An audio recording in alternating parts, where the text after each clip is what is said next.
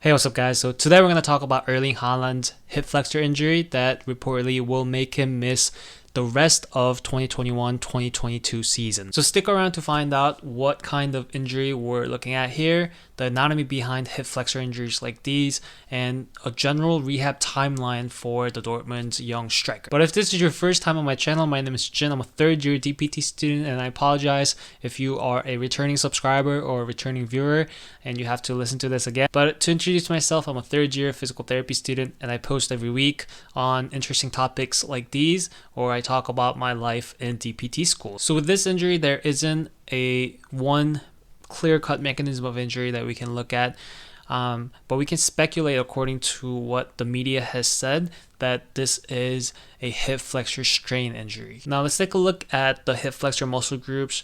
There's the iliopsoas being a big hip flexor, and then there's also rectus femoris, which is part of our quadriceps muscle group, but since it crosses the hip joint and it flexes the hip, it is considered a hip flexor muscle. And it's also worth noting that the Dortmund manager Marco Rose has said that the most recent injury before this one in October that had Haaland miss 3 games is in the same thigh as this one. So given the fact that we know that rectus femoris is one of the major muscle groups that makes up our anterior thigh, and it is also considered a hip flexor muscle, we can kind of speculate that rectus femoris is what's giving Erling Haaland issues here.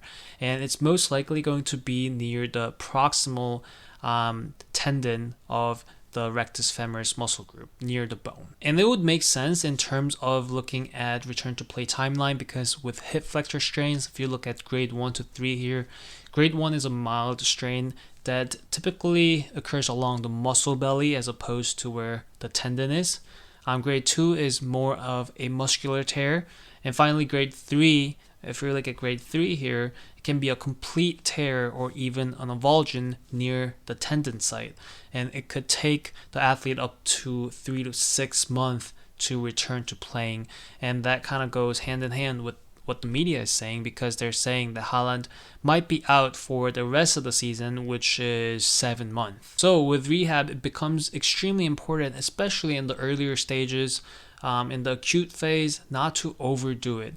And we need to be doing anything that we can to decrease the amount of swelling and stop potentially, if there's internal bleeding going on, to be able to stop that. And the best way to do that is with RICE, rest, ice, compression, and elevation, and that would be a very good starting point for our rehab here. And especially in the very earlier stages, it would be extremely important not to overstretch that muscle. I know sometimes if we feel like the muscle is tight or is irritated or it hurts, we tend to stretch it.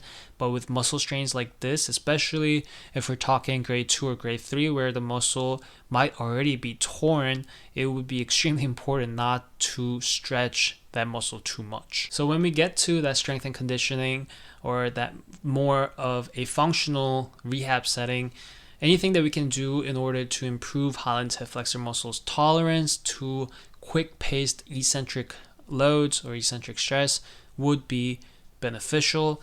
Also keep in mind that hip flexors are made up of a lot of type 2 muscle fibers, so basically stressing the athlete or Erling Haaland to these demands during rehab would be extremely important. So that is it for today. Thank you guys for tuning in. If you have any questions or comments you'd like to share, please leave it in the comment section down below, and I'd be happy to communicate with you guys. Thanks again, and I'll see you guys next week.